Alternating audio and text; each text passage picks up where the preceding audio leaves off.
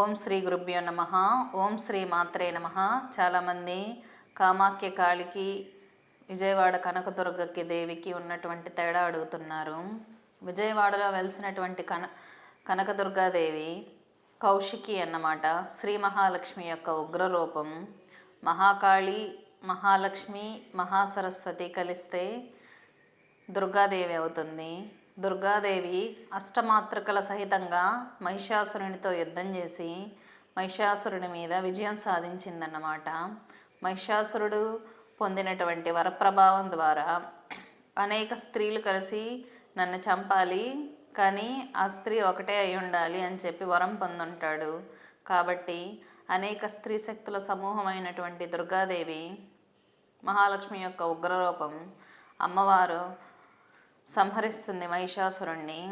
ఈ విధంగా మహాలక్ష్మి యొక్క ఉగ్రరూపమే దుర్గా అని అభివర్ణించడం జరుగుతుంది.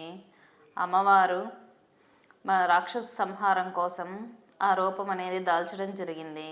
అదేవిధంగా కామాఖ్య యొక్క అక్కడ ఉన్నటువంటి శక్తిని తీసుకుంటే, కామాఖ్య యొక్క మూల విరాట్ త్రిపుర సుందరి యొక్క కౌళ రూపంగా, వామరూపంగా, తాంత్రిక రూపంగా వర్ణించడం అనేది జరుగుతుంది.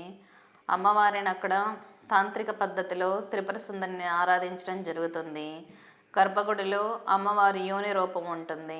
దక్ష ప్రజాపతి యజ్ఞం చేస్తున్నటువంటి సమయంలో సతీదేవి ఆత్మాహుతి చేసుకున్నప్పుడు శ్రీ మహావిష్ణువు తన సుదర్శన చక్రంతో సతీదేవి శరీరాన్ని ఖండితాలుగా చేయడం జరిగింది.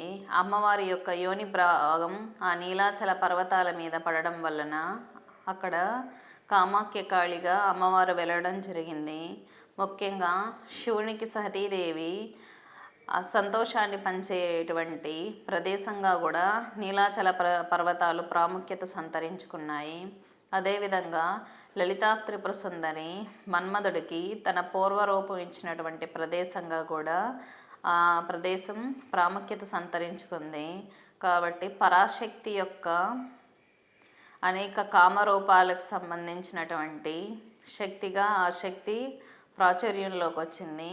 ముఖ్యంగా అస్సాంలో ఉన్నటువంటి శక్తి దశమహావిద్యలుగా, తాంత్రిక దేవతలుగా ఆరాధింపబడడం అనేది జరుగుతుంది.